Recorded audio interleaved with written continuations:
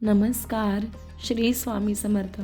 सध्या 2025 वर्षातील शेवटचा महिना डिसेंबर महिना सुरू आहे आणि 2026 हे वर्षही लवकरच सुरू होणार आहे.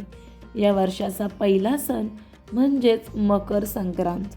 दरवर्षी मकर संक्रांतीची एक निश्चित तारीख असली तरी वर्षाच्या सुरुवातीला हा सण कधी साजरा करायचा याबद्दल अनेकदा गोंधळ निर्माण होतो. ज्यांना 2026ची मकर संक्रांती 14 जानेवारी किंवा 15 जानेवारी कधी साजरी करायची असा प्रश्न पडतो, त्यांनी जाणून घ्या हे सविस्तर उत्तर.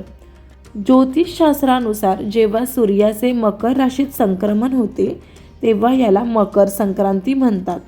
हिंदू दिनदर्शिकेनुसार पुढच्या वर्षी 2026मध्ये मकर संक्रांती बुधवार 14 जानेवारी रोजी साजरी केली जाईल.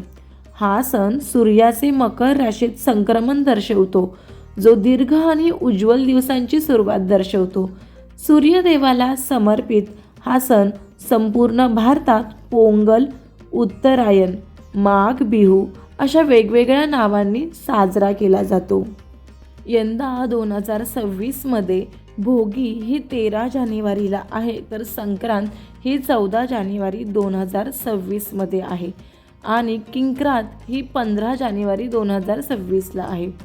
2026ची संक्रांती देवी कशावर आहे, तर वाहन आहे 2026च्या देवीचं वाहक. उपवाहन आहे घोडा. तर पिवळे वस्त्र तिने धारण केलेले आहेत. म्हणूनच यावर्षी आपल्याला संक्रांतीला पिवळे कपडे घालायचे नाही आहेत. पिवळ्या कोणत्याही वस्तू वापरायच्या नाही आहेत.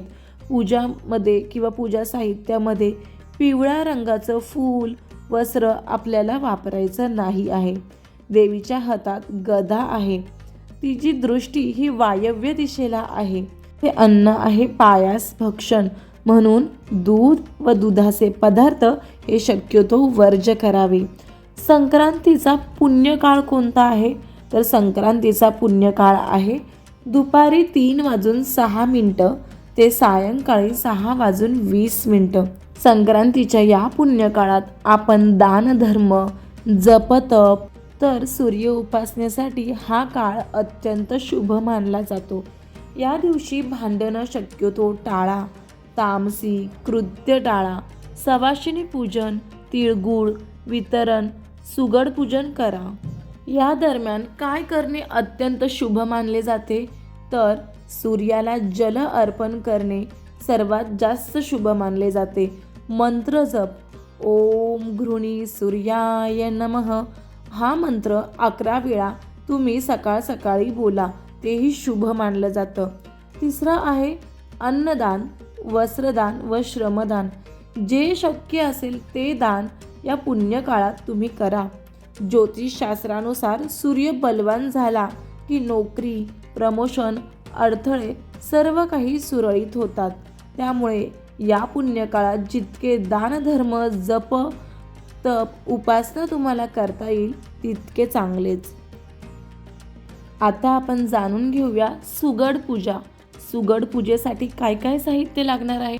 मकर संक्रांतीला सुगड पूजेसाठी मोठे काळे सुगड, त्याहून छोटे लाल किंवा तांबड्या रंगाचे सुगड, हे 5 सुगड, हरभरा, गाजर, ऊस, तीळ, शेंगदाणे, बोरं, तिळगुळ किंवा हळद कुंकू, गव्हाच्या लोंब्या आणि फुलं, पाट किंवा चौरंग, लाल रंगाचा कपडा, दिवा, रांगोळी, तांदूळ किंवा गहू, तिळगुळ, लाडू व काळे तीळ आपल्याला लागणार आहे.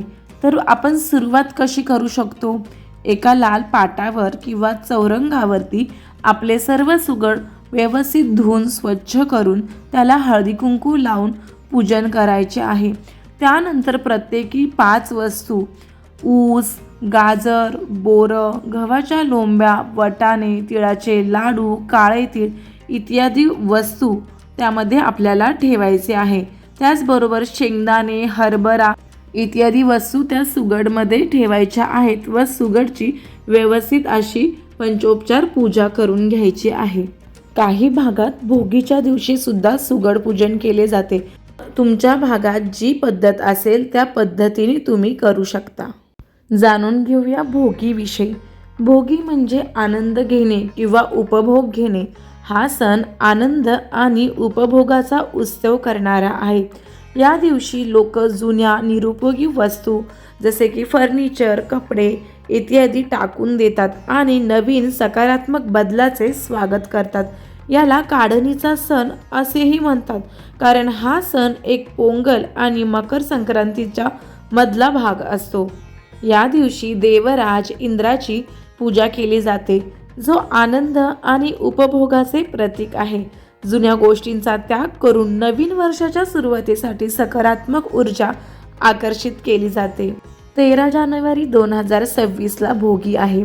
या दिवशी आपल्या हिंदू धर्मानुसार आपल्याकडे भोगीची भाजी केली जाते. भोगीची भाजी म्हणजेच काय, तर आपल्याला भोगीची भाजी करण्यासाठी वालपापडी, पावटा, बटाटा, वांगी, वाटाणे, शेंगदाणे, तीळ, खोबरं ही सर्व वस्तू वापरून बनवलेली एक पारंपरिक, पौष्टिक आणि चविष्ट महाराष्ट्रीयन मिक्स भाजी, जी सहसा बाजरीच्या भाकरीसोबत खाल्ली जाते आणि विविध मसाल्यांनी जसे की तिखट, हळद, जिरे, धने घालून ती बनवली जाते. हा सण हिवाळ्यातील ताज्या भाज्या आणि कडधान्ये खाऊन शरीराला ऊर्जा देण्यासाठी देखील साजरा केला जातो. या दिवशी आपल्या घरातील देवदेवतांना देखील आपण भोगीच्याच भाजीचा नैवेद्य दाखवतो. त्याचबरोबर बाजरीच्या भाकरीला तीळ लावून आपण तोही नैवेद्य भाजीसोबत दाखवतो. याच भोगीच्या दिवशी जसं आपण दिवाळीला अभ्यंग स्नान करतो, त्याच प्रकारे भोगीच्या दिवशी देखील आपल्या अंघोळीच्या पाण्यामध्ये आपल्याला तीळ टाकून स्नान करायचे असते. ही झाली भोगीविषयी माहिती. आता आपण जाणून घेऊयात किंक्रांतीविषयी माहिती. मकर संक्रांतीच्या दुसऱ्या दिवशी असते किंक्रांत. या किंक्रांतीच्या दिवशी कोणतेही शुभ कार्य, शुभ काम आपण करत नाही. या दिवशी बेसनाचे धिरडे काढून देखील अनेक ठिकाणी खाल्ले जाते. या दिवशी तुमचे कोणतेही छोटे मोठे शुभ काम असू दे, त्या कामाला तुम्ही सुरुवात करू नका, कारण असे बोलले जाते की या दिवशी केलेल्या कामाची सुरुवात ही पूर्णता होत नाही, त्यात काही ना काहीतरी अडथळे हे येतातच. त्यामुळे शक्यतो कोणतेही शुभ काम किंक्रांतीच्या दिवशी सुरू करू नका. या दिवसाची एक छोटीशी कथा आहे. फार वर्षांपूर्वी एक संकारसूर नावाचा राक्षस होता. तो लोकांना फार त्रास देत असे. त्याला मारण्यासाठी देवीने संक्रांतीचं रूप धारण केलं होतं. या देवीने संक्रासुराला ठार केले व लोकांना सुखी केले. या संक्रांती देवीने संक्रासुराला मकर संक्रांतीच्या दुसऱ्या दिवशी म्हणजे किंक्रांतीच्या दिवशी ठार केले होते व प्रजेला इतर पीडांपासून मुक्त केले होते. म्हणूनच हा दिवस किंक्रांत म्हणून पाळला जातो किंवा आपण याला करीदिन असं देखील म्हणतो. म्हणूनच या दिवशी आपल्याला कोणतेही शुभ काम करायचे नसते.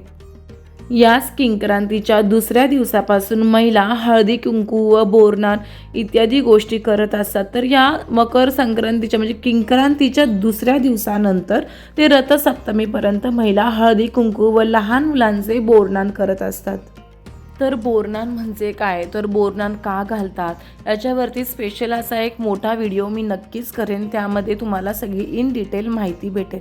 आत्ता शॉर्टमध्ये जाणून घेऊयात आपण की लहान मूल जन्माला आल्यानंतर त्याची पहिली संक्रांत म्हणून बोरनान केले जाते. मूल 1 ते 5 वर्षाचं होईपर्यंत कधीही किंवा ते 5 वर्ष सलग तुम्ही बोरनान त्याचं करू शकता. बोरनांमध्ये ऊस, बोरं, हरभरे, मुरमुरे, बत्तासे, चॉकलेट्स तसेच तिळाचे लाडू, गोळ्या असे सर्व पदार्थ एकत्र करून बाळाच्या डोक्यावरून ते टाकले जातात. ते टाकायच्या आधी 5 सवाष्णी त्या बाळाला ओवाळतात व त्यानंतर लहान मुलांना व इत्यादी आपल्या नातेवाईकांना घेऊन त्या बोरनानाचे साहित्य बाळाच्या डोक्यावरून त्याला अंघोळ स्वरूपात घातले जातात. हे बोरनान घालण्यामागचे कारण की येणारा पुढचा उन्हाळा हा बाळाला बाधू नये हेच यामागचे. तर तुम्हाला उपयुक्त असणारी हवी अशी माहिती माझ्या या छोट्याशा व्हिडिओद्वारे तुम्हाला नक्कीच भेटली असेल अशी आशा करते. तुमचे जे काही प्रश्न आणि शंका असतील त्या तुम्ही व्हिडिओमध्ये कमेंटद्वारे मला कळवा, त्यावर उत्तर देण्याचा मी नक्कीच प्रयत्न करेन। तर आजच्या आपल्या या व्हिडिओमध्ये सुगड पूजन कसे करावे, भोगी काय असते, भोगीला काय करावे, संक्रांत, किंक्रांत, हळदी कुंकू व बोरनान याविषयी परिपूर्ण माहिती मी देण्याचा एक छोटासा प्रयत्न केला आहे। व्हिडिओ आवडला असेल तर एक लाईक, एक कमेंट नक्की करा व तुमच्या जवळच्या नातेवाईकांना, मित्रमंडळींना हा माहितीपूर्ण संदेश व्हिडिओ नक्की सेंड करा, शेअर करा। धन्यवाद। भेटूयात नवीन व्हिडिओमध्ये नवीन माहितीसह।